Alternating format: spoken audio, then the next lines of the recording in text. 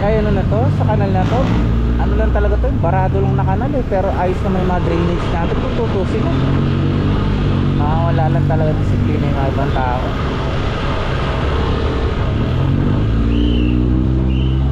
Yan, barado lang yung kanal na yan.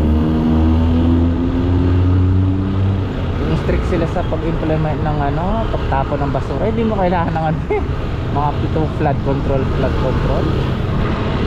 Kasi yun yung mga structure eh. Yung mga tao lang talaga yung problema eh.